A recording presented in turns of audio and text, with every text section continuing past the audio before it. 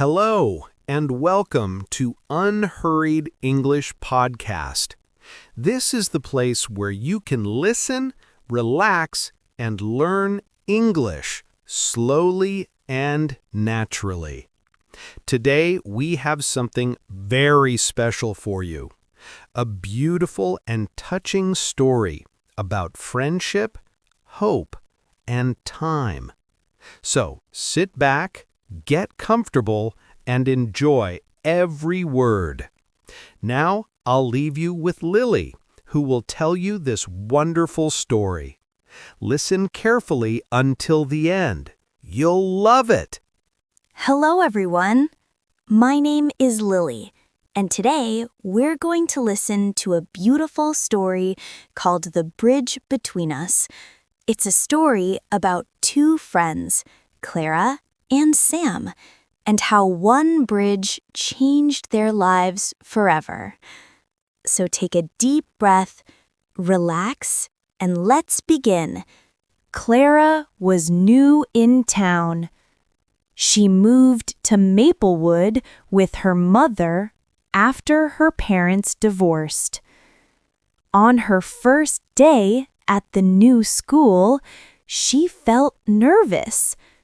She walked into the classroom and saw many new faces.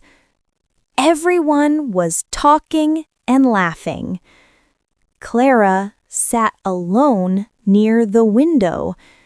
Then, a boy with brown hair and a cast on his arm smiled at her. "Hi, I'm Sam," he said kindly. Clara smiled back. "I'm Clara." He laughed. "You can sit next to me if you want." From that day, they became friends. Behind the school, there was a small, old bridge over a river.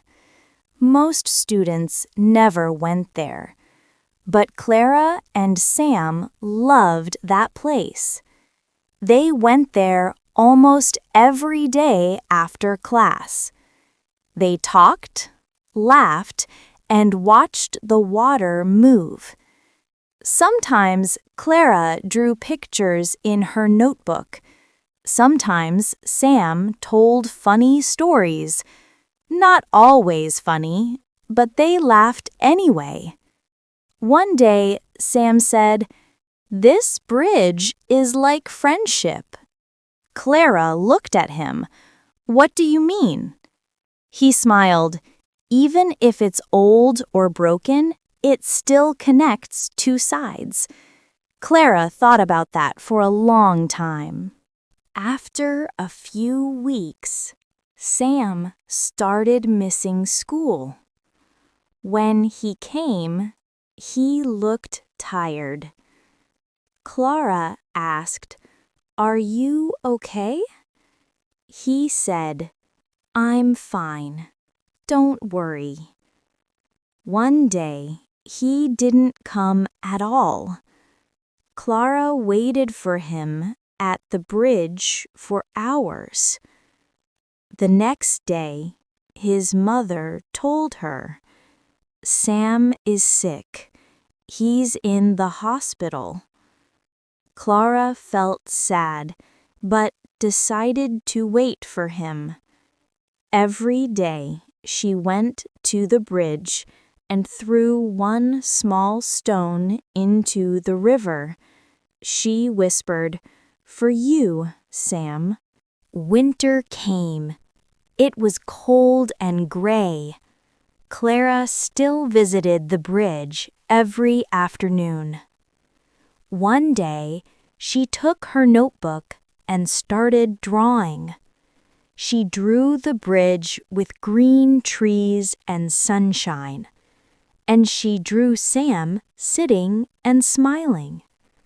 When she finished, she said softly, "I hope you come back soon." That night, she got a message on her phone. "Hey, I'm coming back next week." Clara smiled so much that her cheeks hurt. Sam came back to school. He looked thinner, but his smile was the same. "Hey," he said, "you didn't forget me, right?" "Never," Clara laughed. After school, they went to the bridge again. Clara showed him her drawing. He looked at it and said, "You made me look happy." "You were happy," she said. He gave her a small wooden keychain shaped like a bridge. "I made this for you in the hospital, so you always remember this place." Clara held it and said, "Thank you, Sam." One spring day, a big storm came to Maplewood. The rain was heavy and the river was high. People said the bridge might break. Clara ran there with her umbrella. Sam was already there. "I wanted to see it one last time," he said. They stood together, watching the water. Clara said, "It's still beautiful." Sam smiled. "Yes, even when it's weak, it still connects us." That night, the bridge broke. The next day, the bridge was gone. Clara felt like she lost a part of herself. Soon after, Sam's family moved to another town for his treatment. He sent a few letters and then nothing. One spring afternoon, Clara got a small package. Inside was a new wooden keychain, the same shape as before, but with one word on it: "Still here." She cried, but she smiled too. 10 years later, Clara came back to Maplewood. The town had changed, but the river was the same. Now there was a new blue bridge, strong and beautiful. She walked across it, holding Sam's old keychain. She stopped in the middle and looked at the water. The sun was shining, and a warm wind touched her face. She whispered, "Thank you, Sam. You're still here." As she turned to leave, she heard a voice behind her say, "It's still beautiful, isn't it?" Clara froze. That voice? She knew it. She turned slowly and saw Sam standing there. He looked older, taller, stronger, but his smile was the same. "Sam?" she said softly, her eyes wide. He nodded with a grin. "Yeah, it's me. I'm back."